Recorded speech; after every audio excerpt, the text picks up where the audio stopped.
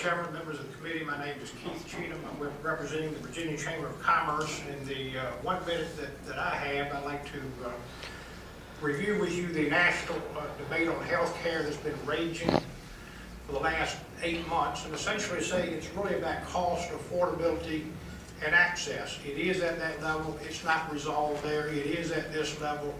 I don't know that we'll resolve it here today. We know that mandates make health care more comprehensive, and every time we add a mandate here in Virginia, we certainly have a more comprehensive policy, but we also have a more expensive policy. This is probably one of the more expensive mandates that you've been asked to consider. I'll not recite the costs, you know what they are. As Doug Ray said, they only apply to a small number of employers in Virginia. It's not everybody, it's a very small percentage. I think he said 16 to 20%. I guess we're disappointed to see here, and somebody's already alluded to it, the number of exemptions of other employer groups who are not in the bill.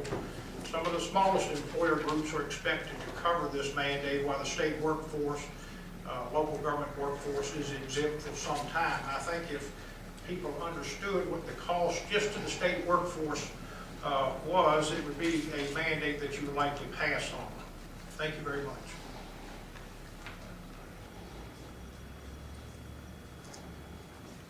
Hello, I'm Katie Hellebush with the Virginia Hospitality and Travel Association, and I just want to reiterate the importance of affordable health care to our members and align myself with the comments made before in opposition to this bill. Thank you. Mr. Chairman, members of the committee, I'm Lori Peterson Aldrich with Virginia Retail Merchants Association. This mandate would actually hit a lot of our members. While we do have a lot of the small retailers, we have a lot that are in that middle ground. This would add additional costs, and obviously that's our primary concern here. We need to keep health insurance affordable so that we can cover more of the masses. Thank you. Anyone else to speak? All right. Doug Moore. I have a question. In the handout that was presented to us, the excerpt from the 2008 report from the Council of Affordable Health Insurance, this indicates that the autism insurance, the estimated cost was less than 1%. It was the lowest of, I believe, of all the mandates.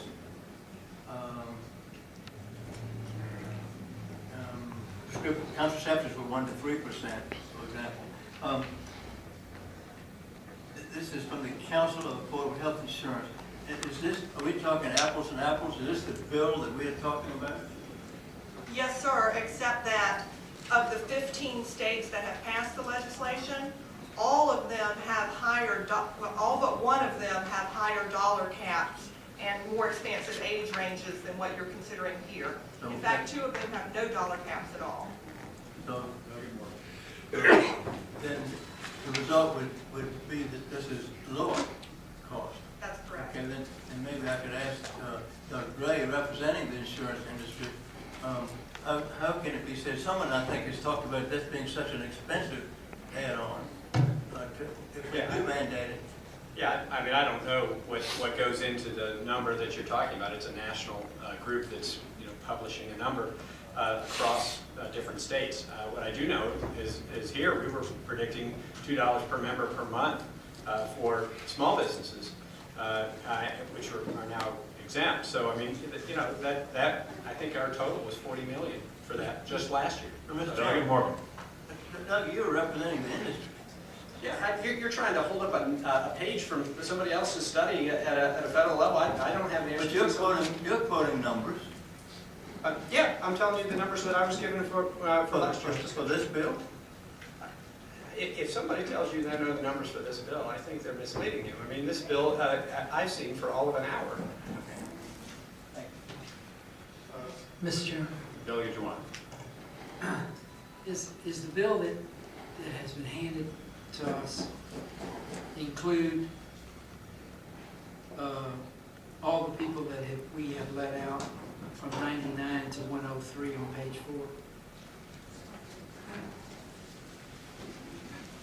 words, if you've got all these employers in Virginia, and this is the sheet that we came out with, what happens when you cut out healthcare coverage offered to state employees, coverage offered to employees of local governments, local officers, teachers, retirees, and dependents, such employees, teachers, and retirees pursuant to 2.2.1204. If you cut all that out, did these figures do that? Yeah, let me just address that. We have the actuary here. These are national figures. I'm going to tell you that I'm aware of the warts that mandates have, and I'm aware that this does exempt certain groups of people. Having said that, mandates have been around and work, and we have a number of them in our law right now. They do set a standard for the industry. This problem is not going away. And this bill is as narrowly drawn as we can get it to do the most good for the buck. And it does not, let me just finish it. I'm not going to change your mind, Johnny, but let me finish it up.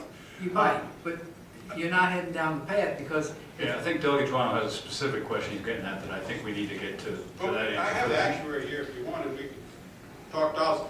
I will say this. We did, the state employees are not exempted forever. This is just a delay. We have the experience from South Carolina, and if our experience, we'll learn that process. But this bill is drawn to try to do the best we can with what we have. And I didn't hear Mr. Gray come with any statistics like we wanted about. So I'd be glad to have our actuary speak if you'd like, or we can just move on. But Johnny, go ahead and try again. I'll try to answer your question. We're not going to get into running debate. We'll get questions. We're at the stage of getting questions or information for the subcommittee, and we'll do that. Juano, did you? the only question that I had was, in these figures that Doug handed, Is your question direct? Do you have a particular person you want to? these questions, in other words, these cost figures, do they include the exemptions on lines 99 through 103? Yes or no? We try to give you, these are national figures.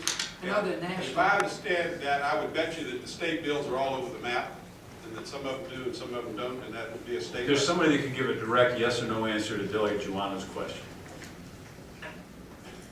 If I understand the question.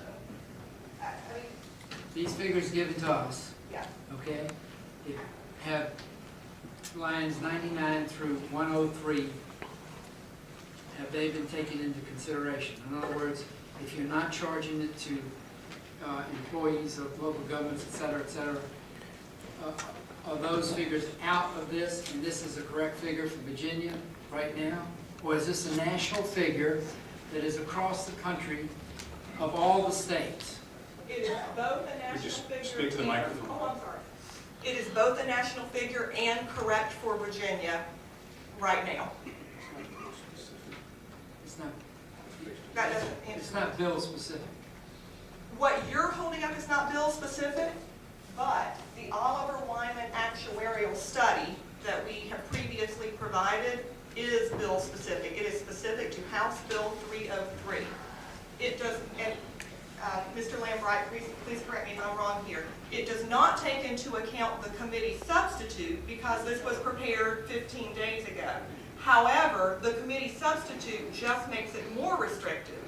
When this was prepared, there was not a $35,000 per year cap on the benefits.